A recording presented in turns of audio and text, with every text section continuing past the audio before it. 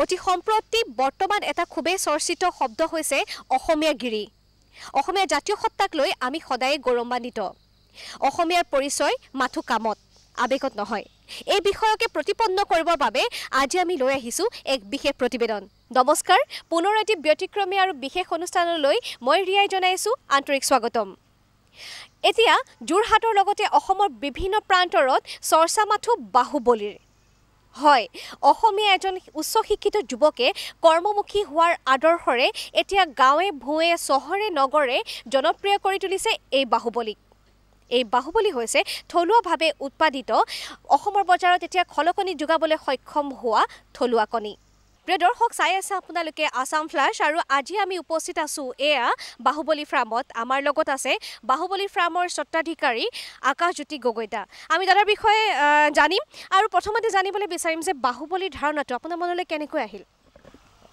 মানে লেয়াৰ যিটো কণীৰ প্ৰজেক্টটো আমি যেতিয়া আৰম্ভ কৰিছিলোঁ নামটো আমি এনেই ধৰক কণীবোৰৰ যিবোৰ ধৰক আমি বজাৰত পাই থাকোঁ ধৰক আপুনি যেতিয়া ভাবিছিলোঁ যে আমি এইটো যেতিয়া আমাৰ ধৰক সচৰাচৰ যেতিয়া আমাৰ মাৰ্কেটত যাব আমাৰ লোকেল কণী হিচাপে বা কিবা হিচাপে তেতিয়া ধৰক বাহিৰৰ পৰা অহা কণীখিনিৰ মাজত আইডেণ্টিফিকেশ্যনটো মানুহে কেনেকৈ কৰিব কিবা এটা নাম এটা লাগিছিলে ধৰক নামটো ধৰক প্ৰায় যেতিয়াৰ পৰা আমি প্ৰজেক্টটো আৰম্ভ কৰিছিলোঁ তেতিয়াৰ পৰা ভাবি আছিলোঁ ইনিচিয়েলি অহা নাছিলে নামটো মনলৈ ধৰক ভাবি আছিলোঁ ধৰক কি দিলে ভাল হয় ধৰক অলপ যিহেতু কণীটো ধৰক অলপ প্ৰটিন জাতীয় খাদ্যৰ কাৰণে ইয়াৰ লগত ধৰক অকণমান বল শক্তি থকা নাম এটা বিচাৰি আছিলোঁ প্ৰথমতে ভাবি আছিলোঁ ধৰক বাহুবলীটো বহুত পিছতহে আহিলে প্ৰথমতে কিবা ধৰক বজৰংবলী বা তেনেকুৱা ধৰক যি মনলৈ আহে তাকে ভাবি আছিলোঁ তাৰপিছত ধৰক দেখিলোঁ ফাইনেলি ধৰক এদিন মানে ছাডেনলি নামটো আহিলে ধৰক যিহেতু বল শক্তি বা তেনেকুৱা বাহুবলী দিলে আৰু বাহুবলী চিনেমাখনৰ কাৰণেও এই নামটো বহুতখিনি পপুলাৰ হৈছে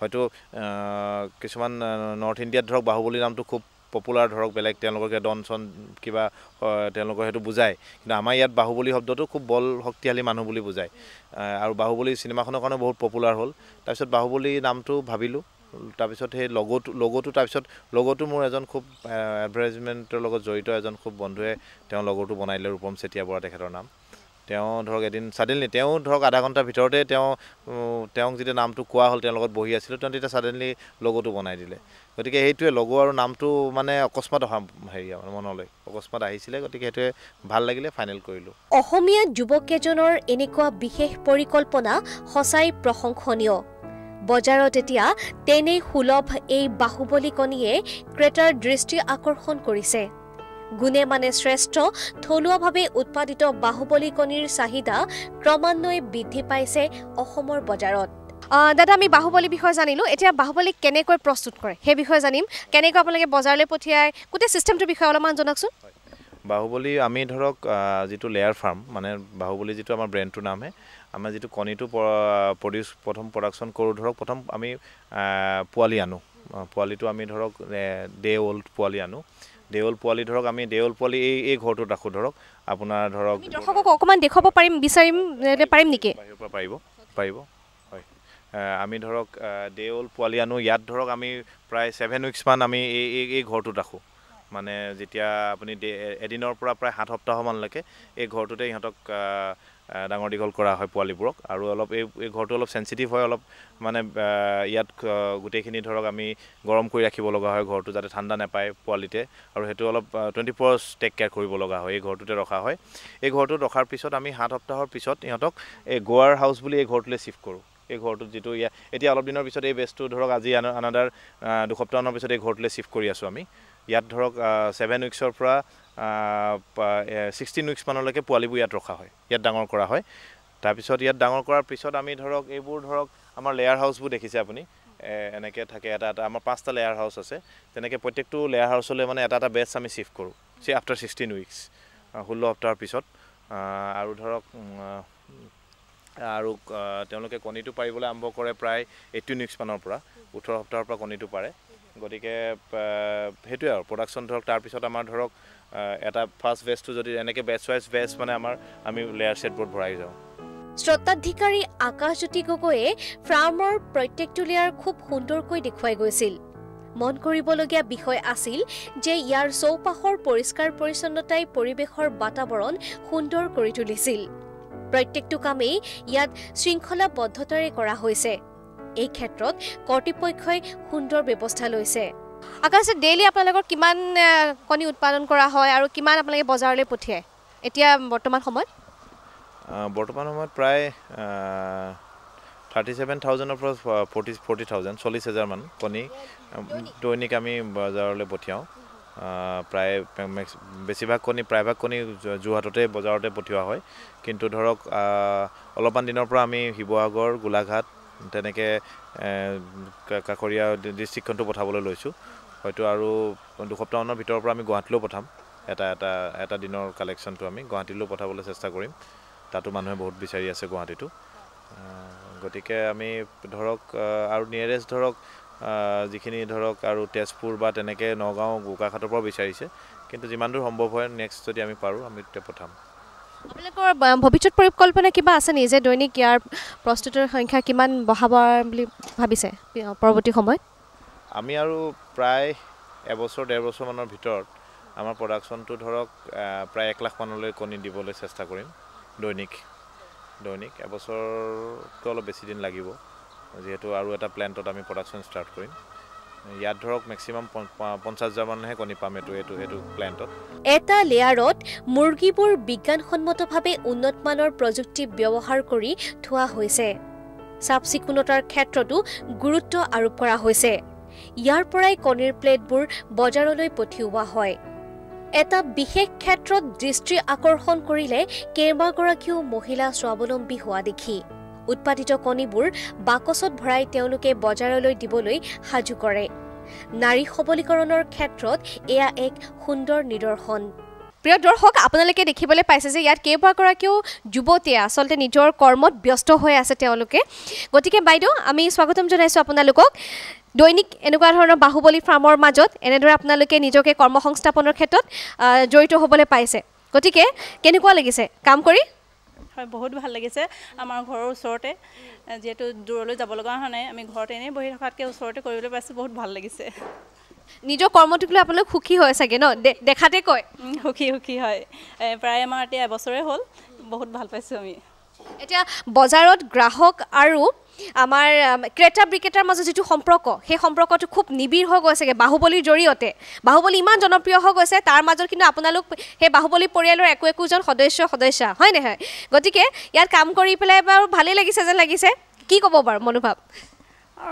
ভালেই লাগিছে। আমি গোটেই সদস্যাসকলেই সুখী ইয়াত কাম কৰি। পূৰা 45ত আমি ইয়াত উপস্থিত হওঁহি আহি পেলাই। দিনটো তেনেকৈ হাঁহি ধেমালিৰে তেনেকৈ মাজতে তেনেকৈ পাৰ হৈ যায় আৰু। বাহুবলী নিজে আমি গোটেইকেইজনী নিজৰ বাই ভনীৰ নিচিনাকৈ মিলিজুলি থাকোঁ আৰু আমি 8টাত বজাত সোমাওঁহি আৰু 5টাত ওলাই যাওঁ। যেন আমি ঘৰত থকা নিচিনা অনুভৱ হয় আৰু। মানে বাহুবলী স্বত্বাধিকাৰে আপোনালোকক মানে এটা পৰিয়ালৰ নিচিনাকৈ ধৰি ৰাখিছে ন? কৰ্মসংস্থাপনো দিছে, লগতে পৰিয়ালৰ একোজন সদস্যা হিচাপে হেৰিও কৰিছে ন? আমি যেনে এতিয়া বাহুবলী নিচিনা কাম কৰি থকা নিচিনা আমাক নালাগে আৰু। মানে যেনে ঘৰতে আছোঁ বাই ভনীৰ নিচিনা মিলিজুলি তেনেকুৱা হাঁহি মাতি দিনটো তেনেকৈ পাৰ হৈ যায়। হয়, আমি যেন কাম কৰি আছোঁ তেনেকুৱা নিচিনা নালাগে আৰু। হয়, ধন্যবাদ। বাহুবলী ফাৰ্মৰ এটা কোণত আছে মুৰ্গীৰ বাবে থলুৱাভাৱে প্ৰস্তুত কৰা এটা ফুড মিল। মাকৈৰ পৰা প্ৰস্তুত কৰা হয় এই খাদ্য। বহুকেইজন লোক নিয়োজিত হৈ আছে এই ক্ষেত্ৰত। প্ৰিয় দৰ্শক, বাহুবলী ডিম উৎপাদনৰ বাবে যি প্ৰয়োজনীয় ফিড মিল, সেই ফিড মিল প্ৰস্তুত কৰিবৰ বাবে এই ফাৰ্মখনৰ এটা কোণত আপোনালোকে দেখিবলৈ পাইছে এটা কল। সুন্দৰভাৱে তেওঁলোকে খুব উন্নত মানদণ্ডৰে এয়া হেৰি কৰি ৰাখিছে, প্ৰস্তুত কৰিছে। গতিকে আমি দাদা জানিবলৈ বিচাৰিম কেনেকৈ পেকেটিং হয় আৰু কেনেকৈ আপোনালোকে দানাবিলাক ক'ৰ পৰা আপোনালোকে হেৰি কৰে, তৈয়াৰ কৰে? দানাবিলাক আপোনাৰ মাকৈ আহে, এইটো বাহিৰৰ পৰা আহে। এইবোৰ আপোনাৰ বিহাৰৰ পৰা আহে আৰু ধৰি লওক অসমো আছে, তেনেকুৱাই আৰু। আপোনালোকে কেনেকৈ পেকেট কৰে এই দানাবিলাক? এইবিলাক তোমাৰ আমাৰ পোৱালি যিখিনি সেইখিনি জানিবা, আমাৰ এইখিনি জুখিব লাগিব। এই 40 কেজিকৈ নে কিমানকৈ দিয়ে? 40 কেজিকৈ দিয়ে এইখন। আৰু বাকীবোৰ আমাৰ 4টা ফাৰ্মৰ ডাঙৰ পোৱালি, এই ডাঙৰ যিকোনো কণী পাৰিছে সেইখিনি যেনিবা জুখি নিদিওঁ জানিবা, ইভাগে দি আছোঁ আমি। আকাশ দা, আপুনি এটা নিজস্ব ধাৰণাৰে বাহুবলীক অসমৰ বজাৰলৈ উলিয়াই দিছে আৰু দৰ্শকে খুব মানে ভাল পাব জানি যে খুব বাহুবলীক এতিয়া ক্ৰেতাৰে আঁকোৱালি লৈছে, বজাৰ দখল কৰিবলৈ সক্ষম হৈছে। গতিকে আন 10জন অসমীয়াক আপুনি কৰ্মমুখী হ'বলৈ বাট দেখুৱাইছে, কি ক'ব এই বিষয়ে? নহয় চাওক, আজিকালি মানে আপুনি যদি লকডাউনটো চাই, লকডাউনৰ পৰা ধৰক এনেও ধৰক মানুহে বুজি পাইছে ধৰক যে কৃষিটো ধৰক আমাৰ ওৱান অফ দ্য মেইন হেৰি হ'ব লাগে ধৰক। এতিয়া বহুতে ধৰক লকডাউনৰ পিছতে দেখা গৈছে যে বহুতে কোনোবাই ধৰক হাঁহ কুকুৰা পুহিবলৈ লৈছে, মানে নিজৰ বেলেগ এটা জীৱিকা থকাৰ পিছতো ধৰক প্লাছ বহুতে ধৰক নিজৰ বাৰীতে ধৰক কিবা কিবি চব্জিও কৰিবলৈ লৈছে, বা তাৰ আগলৈকে কিন্তু ইমানখিনি মানে ইনিচিয়েটিভ নাছিলে যিহেতু ধৰক এই কৃষি বা অভাৰঅল পশুপালন বা তেনেকুৱা ধৰণৰ গোটেইখিনি ক্ষেত্ৰত আমি ধৰক এইটো প্লেনিংটো ধৰক মোৰ প্ৰায় লাষ্ট 5 বছৰমানৰ পৰাই আছিলে। আমি এনেকুৱা এটা কৃষিভিত্তিক উদ্যোগে বুলি ক'ব লাগিব, এনেকুৱা এটা উদ্যোগ গঢ়ি তুলিম বুলি ধৰক। ইয়াৰ লগতে যিখিনি আমি ডাইৰেক্টলি ধৰক নিবনুৱা ধৰক ল'ৰা ছোৱালী জড়িত হৈছে, আৰু ধৰক ইনডাইৰেক্টলিও ধৰক বহুতখিনি ধৰক মানুহ জড়িত হৈছে, যিখিনি খেতিয়কসকল, য'ৰ পৰা আমি মেটেৰিয়েলছটো আনিব লাগে আমাৰ ফিডটো বনাবলৈ। আমাৰ নিজৰ ফিড মিল এটা আছে, গতিকে আমি ইয়াত যিটো দানাটোৰ কাৰণে যিখিনি মেটেৰিয়েলছ ধৰক মেইনলি হয় ধৰক গোমধানটো ধৰক আমি এতিয়া বৰ্তমানটো 80% গোমধান আমি বিহাৰৰ পৰা আনি আছোঁ ধৰক, আৰু 20% খাৰুপেটীয়া বা আপুনি ধৰক মঙলদৈৰ পৰা আনি আছোঁ। কিন্তু আমি ইয়াতে ধৰক আমাৰ উজনি অসমত ধৰক যেনেকৈ যোৰহাট, গোলাঘাট, শিৱসাগৰ বা সেইখিনি যদি খাৰুপেটীয়া বা নগাঁৱত হ'ব পাৰে, আমাৰ ইয়াতো হ'ব পাৰে। গতিকে সেইখিনিৰ কাৰণে অলপ মই মোৰ নিজৰ ফালৰ পৰা বহুতক কৈছোঁ ধৰক, চেল্ফ হেল্প গ্ৰুপক বহুতক কৈছোঁ আগবাঢ়ি আহিবলৈ, একেলগে তেওঁলোকে মিলি পিনি ধৰক যদি গোমধানৰ খেতিটো কৰে তাত ধৰক তেতিয়া ধৰক বহুতখিনি আমাৰ কাৰণেও লাগে ধৰক। অলৰেডি গোমধানৰ মাৰ্কেটখন বহুত ডাঙৰ মাৰ্কেট এখন আছে, গতিকে তেনেকুৱা ধৰণৰ বস্তু আমাৰ এই ইয়াৰ লগত ডাইৰেক্টলি যিখিনি মানুহ ইনভলভ হৈছেই ধৰক, আৰু ধৰক বহুতখিনি ডিষ্ট্ৰিবিউশ্যন নেটৱৰ্কটোত হ'লচেলাৰ আমি এপইণ্ট কৰিছোঁ, হোৱাৰ কাৰণে ধৰক যিখিনি ডিষ্ট্ৰিবিউশ্যন নেটৱৰ্কত ধৰক মানুহ অলৰেডি ইনভলভ হৈছে, আৰু প্ৰায় 20-25জন 30জন মানুহ বেলেগকৈ। গতিকে পৰোক্ষভাৱেও বহুতখিনি মানুহ ধৰক খেতিৰ জৰিয়তে, গোমধানৰ খেতিৰ জৰিয়তে লেয়াৰ ফাৰ্ম বা নিজে নুখুলিলেও লেয়াৰ ফাৰ্ম বা ব্ৰইলাৰ ফাৰ্ম যদি সেইটো খেতিয়কে যদি গোমধানৰ খেতিটো আঁকোৱালি লয়, তেতিয়াহ'লে ধৰক আৰু বহুতখিনি মানুহ পৰোক্ষভাৱে জড়িত হ'ব পাৰে। অসমীয়া মানুহে খেতি কৰিব লাগিব। হয়, অসমীয়া মানুহে ধৰক খেতি কৰেই ধৰক। আমাৰ ধৰক যিটো আগতে যিখিনি আছিলে ধৰক বছৰেকত ধৰক 2-3টা খেতি কৰে। বহুত আগত ধৰক আমাৰ মানুহ বহিয়ে নাথাকিছিলে, কিন্তু লাষ্ট অলপ দিনৰ পৰা দেখা গৈ আছে যে যেনেকৈ হ'লেও ধৰক বছৰেকত মাত্ৰ এটা খেতিয়ে কৰে, ধান খেতিটো কৰে, আৰু তাৰপিছত ধৰক আৰু খেতি সাধাৰণতে নকৰে, চাকৰিমুখীও হৈছে। গতিকে মাটি থাকিলেও ধৰক, আৰু এটা কথা হয়ও বাৰু, বছৰেকত এটা খেতি কৰিলে সেইটো লৈ ফেমিলিটো চলি থাকিব নচলে, সেইটো কাৰণে হয়তো হৈছে। গতিকে তেওঁলোকে আৰু হয়তো বাট দেখা নাই বেলেগ খেতি কৰাৰ। গতিকে এনেকুৱা ধৰণৰ আমাৰ নিচিনা ধৰক আৰু যদি উদ্যোগ গঢ়ি উঠে ধৰক, লেয়াৰে হওক বা এতিয়া গাহৰিৰ কাৰণেও গোমধানটো খুব দৰকাৰী প্ৰিয় খাদ্য। গাহৰি হওক, ফিছ হওক, চবতে ধৰক গোমধানৰ সেইটো লাগেই। গতিকে তেনেকুৱা ধৰণৰ, আৰু আজিকালি এতিয়া গাহৰিও দেখা গৈছে, মাছো ধৰক মৎস্য পালনো বহুতে কৰিবলৈ লৈছে, ভালকৈ বায়'ফ্লক্স কৰিছে, আৰু ধৰক বহুতে ধৰক ডাঙৰকৈ ফিচাৰী কৰিছে, গাহৰিও বহুতে কৰিছে, বা ছাগলীও পুহিব লৈছে। গতিকে অসমীয়া মানুহে ধৰক বিশেষকৈ ডেকা ল'ৰা চামে বা ল'ৰা ছোৱালীকো কওঁ, লাষ্ট অলপ 2-3 বছৰত দেখা গৈছে আগতকৈ আৰু আগবাঢ়ি আহিছে, আৰু লকডাউনৰ পিছততো সেইটো আৰু দেখা গৈছে। খালি কণ্টিনিউটি থাকিলেই হ'ল, আৰু মানে যে বস্তুটো যে উৎসাহটো আহিছে আকৌ অলপ দিনৰ পিছত উৎসাহটো নাইকিয়া হৈ নাযায়, সেইটোৱে যাতে নহয়। কিন্তু উৎসাহটো বহুত আহিছে, কৰিব ইচ্ছা কৰিছে। মোৰ ইয়াতে ধৰক প্ৰায় সপ্তাহটোত বহুতকেইটা তেনেকুৱা গ্ৰুপ আহে কৰিবৰ কাৰণে, ল'ৰা আহে বা তেওঁলোকে বহুত কোনোবা ধৰক MBA গ্ৰেজুৱেট আহে, ইঞ্জিনিয়াৰিং গ্ৰেজুৱেট আহে, তেওঁলোকে নিজে এনেকুৱা কৰিব বিচাৰে। মই যিমান দূৰলৈকে পাৰোঁ আমি দেখাওঁ, যিমানখিনিলৈকে আমাৰ সম্ভৱ হয় বায়'চিকিউৰিটি ৱাইজ। গতিকে ডেফিনেটলি এইটো ধৰক আমাৰ এগ্ৰি ছেক্টৰটোত ধৰক ফিছ মৎস্য পালন হওক, আপোনাৰ ধৰক গাহৰি হওক, বা আমাৰ এগ প্ৰডাকশ্যন হওক, তেনেকুৱা বহুতখিনি অপৰচুনিটিজ আছে, আৰু অসমীয়া ল'ৰা ছোৱালীখিনি বহুতখিনি আগবাঢ়ি আহিছে আৰু আগবাঢ়ি আহিলে ভাল হয়। তাৰমানে আগবাঢ়ি আহিছেও যথেষ্টখিনি। শেষত আমাৰ দৰ্শকসকলক কি ক'ব? দৰ্শকসকলক কি ক'ম, বাহুবলী কণী খাই থাকিব।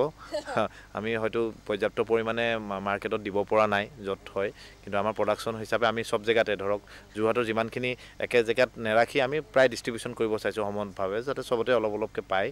আৰু বৰ্তমান ধৰক শিৱসাগৰ, গোলাঘাটতো দিব চেষ্টা কৰিছোঁ। শিৱসাগৰতো কিছুমান জেগাত পাইছে, গোলাঘাটতো পাইছে, দেৰগাঁও গতিকে গুৱাহাটীলৈও খুব সোনকালে পঠাম গোটেই পুৰা যদি নোৱাৰিলেও গুৱাহাটীত কিছুমান জেগাত আউটলেটত পাব আৰু 2 সপ্তাহৰ পিছত ধন্যবাদ ফাৰ্মৰ সন্মুখত থকা এখন আটক ধুনীয়া ফুলনি বাগিচাই সকলোকে আকৰ্ষণ কৰিব পৰিৱেশটো সুন্দৰকৈ সজাই তুলিবলৈ ইয়াৰ স্বত্বাধিকাৰে নিজৰ লাভতকৈও গুৰুত্ব দিছে পৰিৱেশৰ সৌন্দৰ্যৰ ক্ষেত্ৰত প্ৰগতিশীল আৰু কৰ্মমুখী এখন সমাজত মানুহৰ পৰিচয় সদায় তেওঁৰ কৰ্মত বৰ্তমান সাম্প্ৰতিক পৰিস্থিতিত প্ৰায় সকলো উচ্চ শিক্ষিত কিন্তু এটা চৰকাৰী চাকৰিলৈ বাদ নাচাই নিজে কাম কৰি আন দজনৰ বাবে আদৰ্শ হিচাপে থিয় দিব পৰাতেই আছে এজন অসমীয়াৰ পৰিচয় অসমৰ দৰে এখন কৃষি প্ৰধান ৰাজ্যত প্ৰতিজন অসমীয়াই যদি কৃষি ক্ষেত্ৰত গুৰুত্ব দি স্বাৱলম্বী হয় তেন্তে আমাৰ অসম হ'ব সবাতোকৈ শুৱনি আৰু শক্তিশালী ৰাজ্য অতপৰে আমাৰ অনুষ্ঠান উপভোগ কৰাৰ বাবে আসাম ফ্লাছৰ প্ৰতিজন দৰ্শকক ধন্যবাদ হৃদয়ৰ আমাক এনেদৰেই সঁহাৰি জনাব আৰু আমি প্ৰতিশ্ৰুতিবদ্ধ যে আপোনালোকৰ বাবে লৈ আহিম বিশেষ অনুষ্ঠান আসাম ফ্লাছত